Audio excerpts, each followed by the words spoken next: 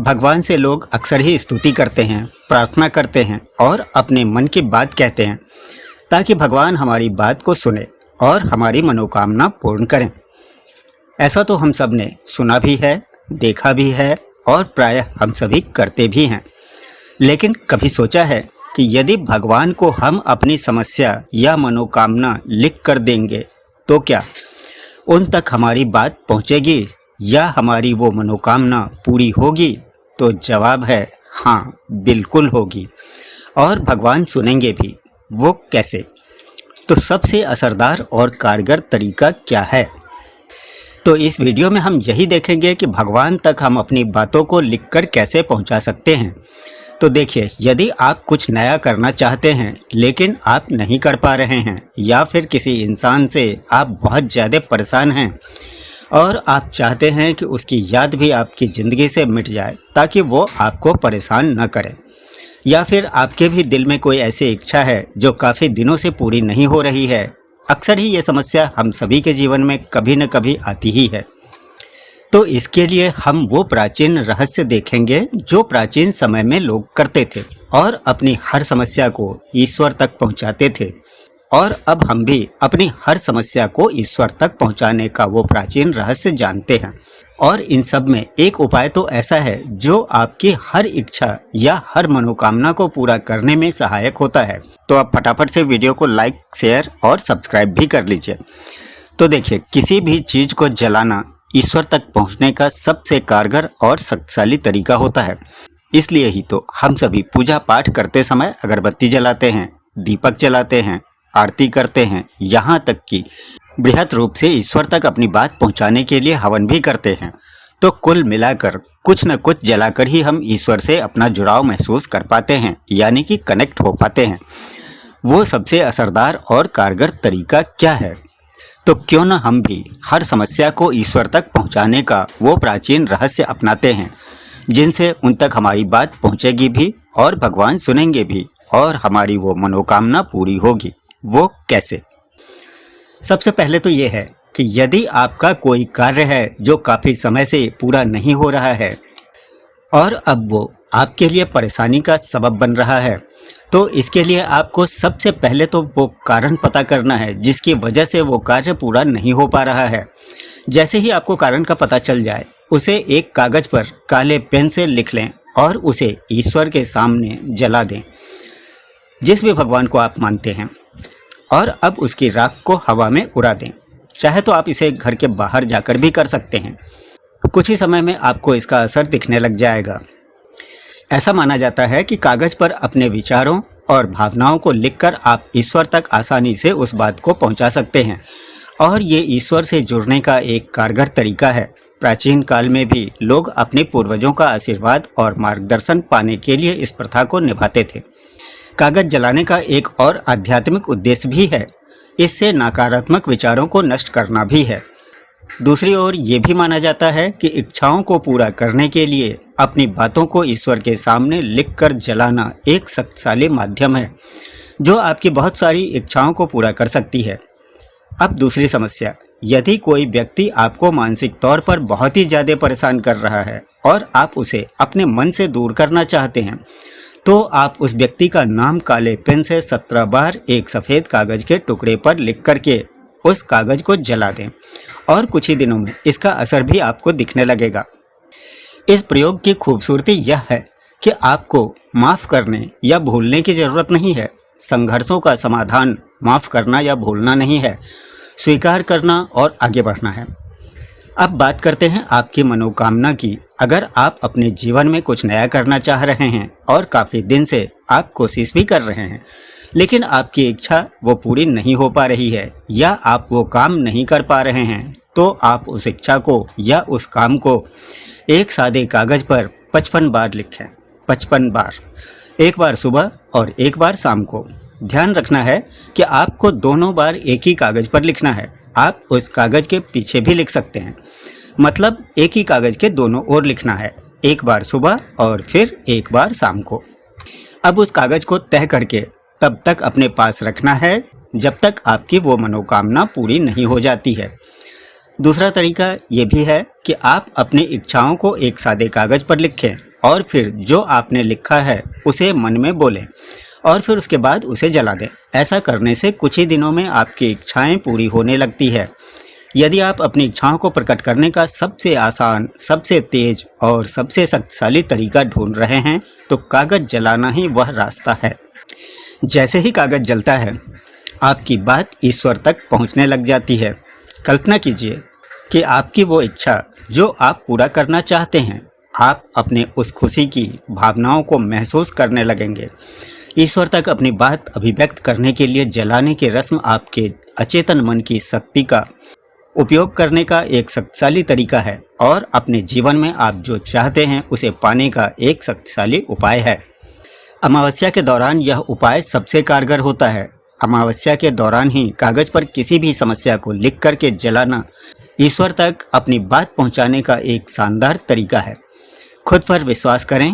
अपनी चिंताओं और ज़रूरतों को वो सर्वशक्तिमान ईश्वर के चमत्कारिक हाथों में सौंप देना है और आपको हर दिन ये याद रखना है कि जो भी आपकी मनोकामना है उसे पाने के रास्ते में ईश्वर की एक विशेष शक्ति है जो आपकी इच्छा को आपके पास ला रही है। इसके आने तक सकारात्मक रहें क्योंकि ये तेजी से आ रहा है। स्वीकार करें और आगे बढ़ें।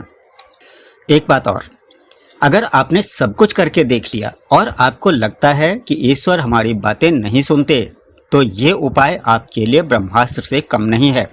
वास्तव में आप अपना भाग्य बदल सकते हैं। इस उपाय को करके आप अपनी किसी भी मनोकामना की पूर्ति कर सकते हैं, जो अपनी किसी भी समस्या को दूर कर सकते हैं।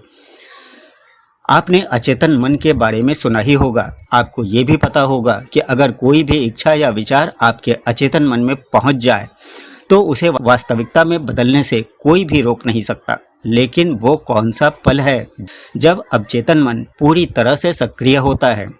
अधिकतर लोग यही बताते हैं कि सुबह उठने के बाद आपका अवचेतन मन सक्रिय रहता है, लेकिन कब, ये आज तक किसी ने नहीं बताया।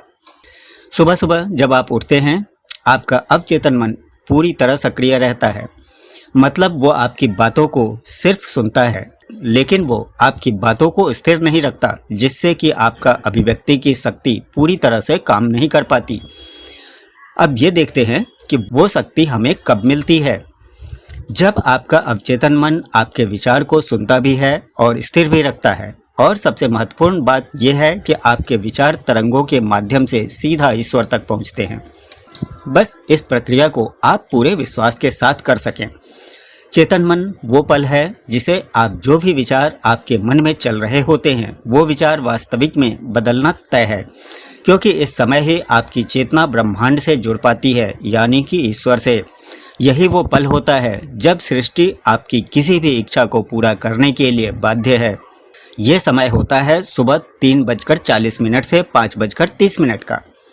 इसी समय को हम ब्रह्म मुहूर्त भी कहते हैं। इसी समय को हम अमृत बेला के नाम से भी जानते हैं। ईश्वर की भक्ति के लिए ये सर्वश्रेष्ठ समय है। इस समय उठने से सौंदर्य, लक्ष्मी, बुद्धि और स्वास्थ्य की प्राप्ति होती है। उसका मन शांत और तन पवित्र होता है। यही समय है जब ब्रह्मांड की शक्तियों को हासिल करने का सही समय होता है। इस समय इसलिए ये तो तय है कि अगर आप ऐसा करते हैं तो आपका जीवन पूरी तरह से बदल सकता है। अगर आप इसे सही तरीके से प्रयोग करते हैं तो इसके अविश्वसनीय परिणाम आपको देखने को मिलते हैं। इसलिए इस समय का धार्मिक और आध्यात्मिक रूप से बहुत ही अधिक महत्व होता है। ब्रह्म मुहूर्त या अमृतकाल एक ऐसा समय है जब सृष्टि अपने आप को एक नया जीवन देती है। काली रात का अंत होता है और एक नई सुबह का आरंभ होता है। ठीक यही वो समय है जब आपके विचारों को अंकुरित होने का समय होता है। अन्य समय के मुकाबले इस समय आपकी बातें ज़्यादा तेजी से ईश्वर तक पहुंचती हैं। ज्योतिष के अनुसार एक दिन में कुल 30 मुहूर्त होते हैं, लेकिन सबसे शक्तिशाली ब्रह्म मुहूर्त ही होता है। ब्रह्म मुहूर्त हर तरह से आपके अंदर एक नई ऊर्जा का संचार करता है। यही वो समय होता है जब देवता धरती पर विचरण करते हैं और यही कारण है कि इस समय बहने वाली वायु को अमृत तुल्य कहा गया है। ऋग्वेद और सामवेद में भी बताया गया है कि अगर आप ब्रह्म मुहूर्त में अपनी इच्छाओं को ईश्वर के समक्ष प्रकट करते हैं और अपनी चेतना के जरिए ईश्वर तक पहुंचाते हैं तो उनका पूरा होना तय है। तो कुल मिलाकर ब्रह्म मुहूर्त में कुछ तो ऐसा होता है जो हमारी कल्पनाओं से परे है, जिसे हम समझ ही नहीं पाते हैं। अब इस समय का प्रयोग कैसे करना है? तो सबसे पहले तो आपको ब्रह्म मुहूर्त में यानी कि 3:40 से 5:30 के बीच उठना है। उसके बाद अपने इष्ट देव का नाम लेना है, जिसे भी आप अपना ईश्वर मानते हैं उसका ध्यान कर लें 5 मिनट तक। उसके बाद आपकी जो भी समस्या हो, जो परेशानी हो, आप अपनी उस समस्या को एक कागज़ पर लिख दें और आपको अपनी समस्या को इस तरह से लिखना है कि उसमें नकारात्मक विचार न हो। ध्यान रखिएगा कि ये उपाय सिर्फ हमारे विचारों को ईश्वर तक पहुंचाता है, इसलिए विचार यदि पॉजिटिव होंगे तो परिणाम भी पॉजिटिव ही मिलेगा, और यदि विचार नेगेटिव होंगे तो निश्चय ही परिणाम भी नेगेटिव ही होगा। इसलिए अपनी बातों को या समस्याओं को सकारात्मक विचारों के रूप में लिखें।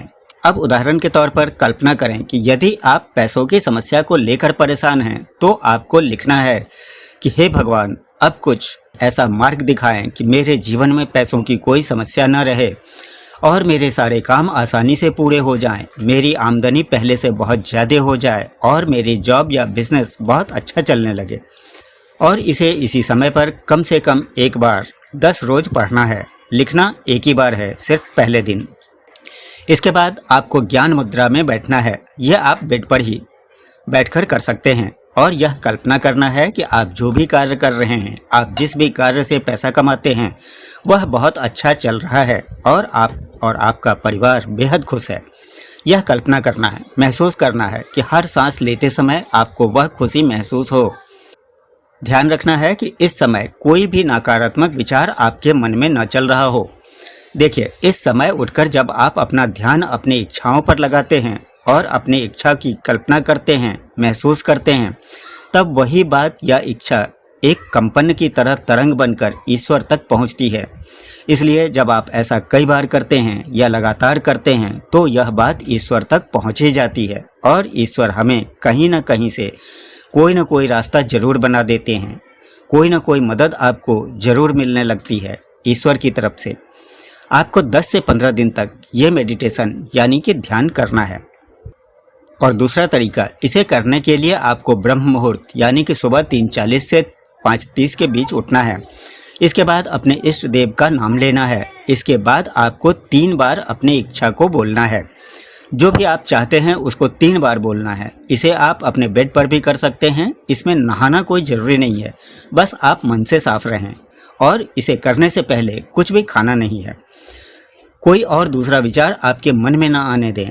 शुरुआत में आपको थोड़ी परेशानी हो सकती है, लेकिन आप इसे जब 7 दिनों तक करेंगे तब असर खुद ब खुद देखेंगे। ये अब आपके ऊपर है कि कितनी श्रद्धा और विश्वास के साथ आप इसे करते हैं। ये सारा प्रयोग 20 से 25 दिन तक आप कर सकते हैं। आप देखिएगा, आपको लाभ जरूर मिलेगा। वीडियो अगर अच्छी लगी हो तो लाइक करिएगा, साथ ही अपने दोस्तों में शेयर भी कर दीजिएगा। चैनल पर यदि पहली बार हैं तो सब्सक्राइब करिएगा। फिर मिलते हैं अगली वीडियो में, तब तक के लिए आपका दिन शुभ हो। ईश्वर की असीम कृपा और आशीर्वाद आप सभी पर बरसती रहे। ओम नमः शिवाय। हर हर महादेव।